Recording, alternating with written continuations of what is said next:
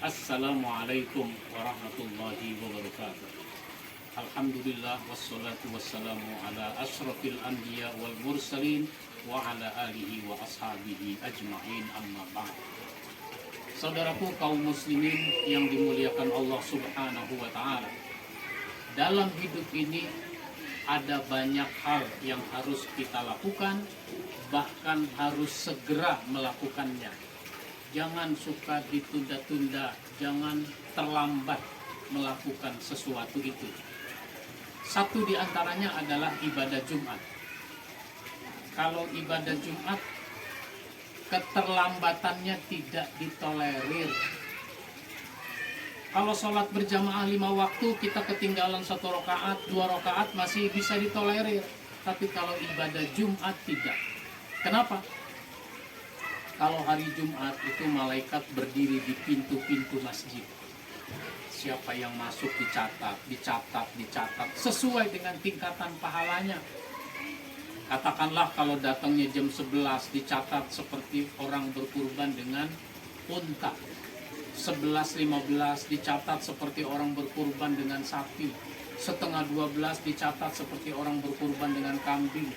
11.45 seperti orang berkurban dengan ayam. 5 menit lagi khatib naik mimbar, dia baru datang, masih dicatat seperti orang berkurban dengan telur. Tapi kalau khatib sudah naik mimbar, malaikat sudah tutup buku, malaikat sudah tidak lagi mencatat siapa yang datang sesudah itu. Memang kenapa malaikat tidak mencatat? Karena malaikat itu yastami'una dzikr, yaitu mau mendengarkan khutbah. Khutbah itu disebut az-zikr. Maka di dalam surat Al-Jumu'ah ayat 9 disebutkan ya ayyuhalladzina amanu idza nudiya lis-shalah mi yaumil jum'ah fas'au ila dzikrillah. Hai orang beriman, apabila kamu diseru untuk salat pada hari Jumat, bersegeralah kepada mengingat Allah, bersegeralah mendengarkan khutbah. Wazarul bai', tinggalkan jual beli, yakni tinggalkan segala urusan. Nanti kalau selesai ibadah Jumat silahkan lanjutkan lagi. Faiza qudiyatis salatu fantashiru fil ard wabtaghu min fadlillah. Silahkan.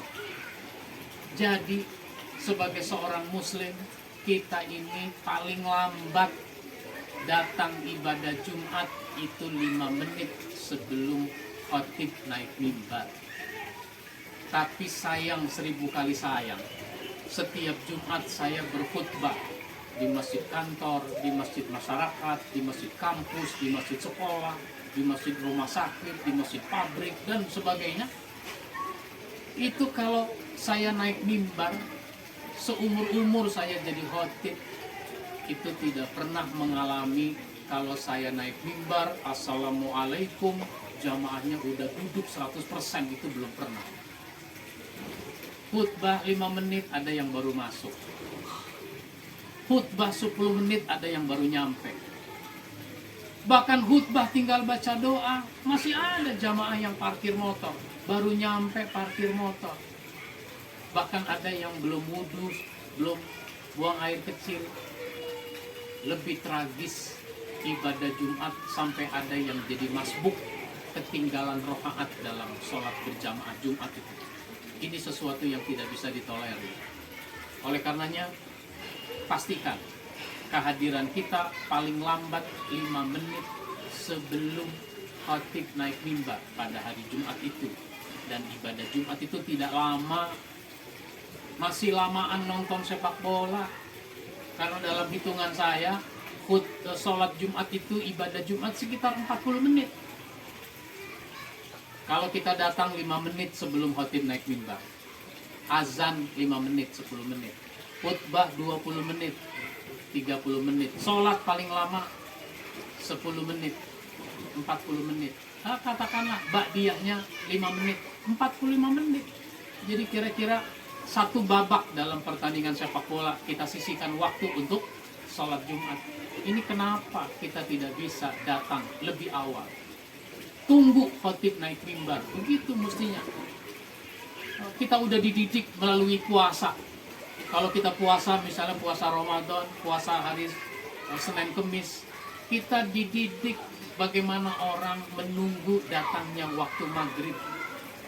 Sehingga boleh dibilang kalau buka puasa tidak ada orang yang terlambat. Ditunggu datangnya waktu maghrib. Nah sekarang khotib naik mimbar, kenapa tidak ditunggu? Ini koreksi buat kita, mari kita tingkatkan kualitas ibadah kita. Salah satunya adalah ibadah Jumat. Demikian dari saya. Wabillahi taufiq wal hidayah. Wassalamualaikum warahmatullahi wabarakatuh.